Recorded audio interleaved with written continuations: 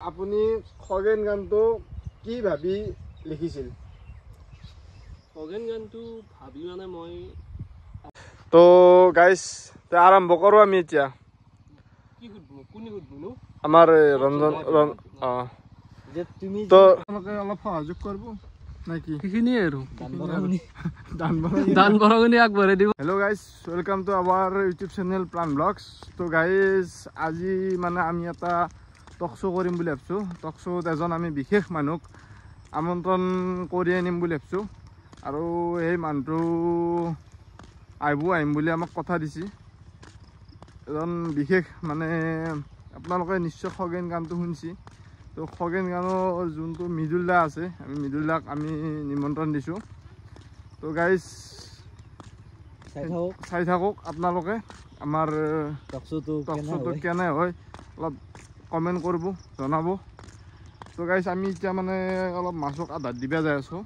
তো আমাৰ পুখুৰী এটা আছে, তাতে আমি আধাৰ দিম এতিয়া। তো গাইজ বলক এতিয়া আমি আধাৰ দিওঁ। এইটো আমাৰ পুখুৰী। তো গাইজ এতিয়া আমি যাই আছোঁ। গাইজ আমি আহি পালোঁ এতিয়া পুখুৰী পাৰ। এতিয়া মাছক আধাৰ দিম ইয়াতে এখন জেগাত। এই মাছ ভৰ্তি যাব। ঐ কি চাবা আহিছে তই?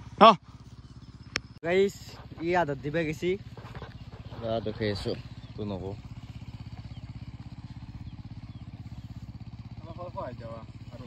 হাৰুৱাই দিয়ে হাৰুৱাই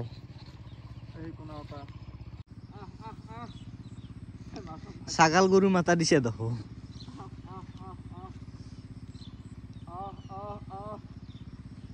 আজি তো গাইজ আধাৰ দিয়া হৈ গ'ল। আৰু কথাটো হ'ল কি, আমি টক শ্ব'টো খালবাৰতে কৰিম। আজি আমি খালবাৰত এখন চাং মঞ্চ কাঢ়ি নতুনকৈ এইখন দেখি দি চাংখান এখন চাং মঞ্চ, ইয়াতে টক শ্ব'টো হ'ব। আমি গাঁৱলীয়া হিচাপত টক শ্ব'টো কৰিম আৰু আড্ডা চিষ্টেমত,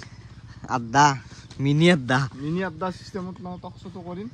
তো গাইজ চাই থাকক আপোনালোকে। যদি চেনেলটোত নতুনকৈ আহিছে আপোনালোকে, তেতিয়াহ'লে প্লিজ ছাবস্ক্ৰাইব কৰি দিব। চাকে আধাৰ দিয়াৰ লগে লগে মাছ আহি গ'ল, সেই খাই আছে, খদলি আছে। মই অলপ জুম কৰি দেখি দিওঁ।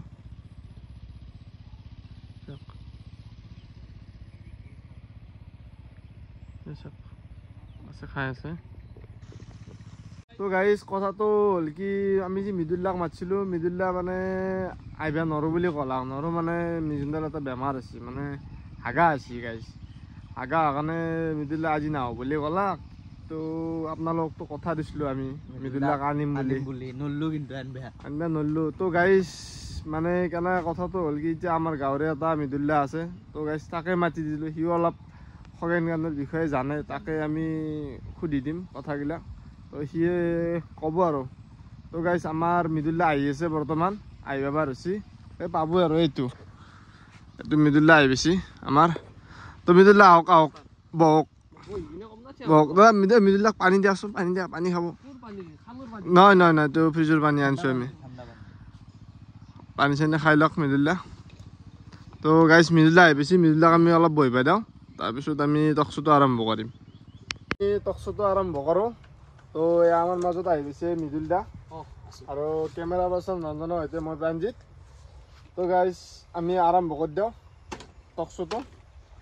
তো মৃদুল্লা, আপোনাৰ প্ৰথম কুৱেশ্যনটো হ'ল কি, আপুনি খগেন গানটো কি ভাবি লিখিছিল? খগেন গানটো ভাবি মানে মই আমাৰ যোনটো বস্তি আছে তাতে যাই কিনে মই পিছফালে আমাৰ খগেন নামৰ মানুহ এটাই গৰু লৈ গৈছে।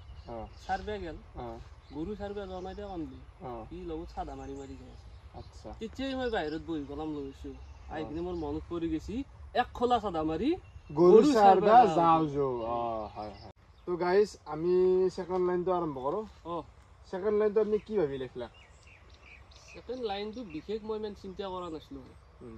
এই আমাৰ কি হ'ল, গাঁৱত বহুকেইটা চলি এনেই ঘূৰি থাকে, কাল ঘৰত বহা খবৰত বহা সান্দৰ এই গৰমত মনত পৰিছে আম কুটিয়া খায়। মই ভাবিলোঁ কি আম আছে খগেন ছাৰ বাৰীত, খগেনো গৈছে গৰু লৈ। তাৰপৰা ভাবিলোঁ কি সাদলিতো নেদেখি, সেইকাৰণে গোটাইকেইটাই মাথা মাৰিলোঁ কি আমকেইটা এটা চোৰ কৰি খোৱা যায়। এই সেনেকেই মোৰ ছেকেণ্ড লাইনটো সৃষ্টি হ'ল, খগেনহঁতৰ বাৰীত আম চোৰ কৰি খাওঁ। এইটোৱেই কথা। তো গাইজ আমি এইখিনিতে এটা বিৰতি ল'ব খুজিছো মৃদুলা বোলে মুজা লাগছি আৰু মোৰো অলপ চিকৰ খাব মন যায় আছে তো গাইজ অলপ টাইম ৰখক আমি বিৰতিটো লৈ লওঁ ঐ কি কৈছে তই আৱৰ নাই কি কৈছে আৱৰ নাই ঐ চিকৰ জকৰি আছে ও বাহ বাহ বাহ বাহ দিবি অলপ দিব লাগিব দে তো গাইজ আমি বিৰতিটো শেষ কৰিলো এতিয়া আমি আৰু পুনৰ লিৰিক্সৰ মাজলৈ উভতি যাওঁ তো মৃদুলা আপনি কি মানে গানটোত কলাক কিবা গেলা হোৱা কথা মানে কেছটো কি এই গেলা হোৱাটোৰ লগত এটা মোৰ ডাঙৰ এটা শত্ৰুতা আছে হয় নেকি খগেনে গেলা খাই আহিছে আহি কিনে মোৰ লগত কাজিয়া কৰিছে তেতিয়া মই তাক কৈছো তই গেলা খা তই মানুহ পেল হৈ আছা গেলা খাই তই মোৰ লগত কাজিয়া কৰা তাক মই 1 লাখ মাৰছো সি যাই পেলাই আজিৰ খালত কৈছে সি কেনেকে পৰিল সি গেলা খাই পেলাই পৰিল নহয় ময়ো মাৰ খালো হয় তেতিয়া জানো মোৰ লাইনটো মনত পৰি গ'ল সেই খঙে কিয় খগেন তই গেলা খাইছ মানুহ পেল এবাৰ মৃদুলা আপোনাৰ নেক্সট কোৱেশ্চনটো হ'ল আপুনি মানে এটা যি আৰু এটা লিৰিক্স লিখছে হে দোস্ত মোক কি বলে বেছি বলো এই লিৰিক্সটো আপোনাৰ কেনেকৈ সৃষ্টি হ'ল লিৰিক্সটো সৃষ্টি মানে মই বিশেষ লিখি কিনে কৰা যোৱা নাই এইটো হয় আমাৰ গাঁৱৰ মোৰ লগৰে বন্ধু এটা আছে তাৰ মানে চিৰিটো পলে গ'ল চিৰিটো পলে যোৱা দেখি তাক মই দুদিনমান দেৰিকৈ সুধিব ভালকৈ চিৰি পলে গৈছিল সুধিলোঁ বোলে তোৰ চিৰিটো কিয় পলে গ'ল তাৰপিছত সি মোক উত্তৰখিনি দিছি নেদক নহয় কিন্তু মই আপোনালোকৰ বাৰু কেমেৰাত ইমান ভাঙি পাতি নকওঁ যিহেতু আমাৰ গানটো চলি আছে ইউটিউবত শুনা পাইছে কিজানি এনেকুৱাকৈ লিৰিক্সটো আমি ওলালোঁ মৃদুলা আৰু আপোনাৰ নেক্সট কুৱেশ্যনটো আছিল আপুনি যি গানটোত যি কিছুমান শব্দ ব্যৱহাৰ কৰিছে মানে বেয়া শব্দখিনি ন মই কৈ দিছোঁ বেয়া শব্দখিনি আচলতে মই কাকো মই নাম ধৰি কোৱা নাই বা তোক কৈছোঁ বা আপোনাক কৈছোঁ সেনেকুৱা নহয় মই এইখিনি আমাৰ চলেই পাব্লিকতো চলেই গাঁৱলীয়া ভাষা হিচাপে ধৰি কিনে কৰা গৈছে ধৰি থাকিব নালাগে আৰু কথাটো ধৰিয়া বিচাৰে কাকো নাম ধৰি মই গালি পাৰা নাই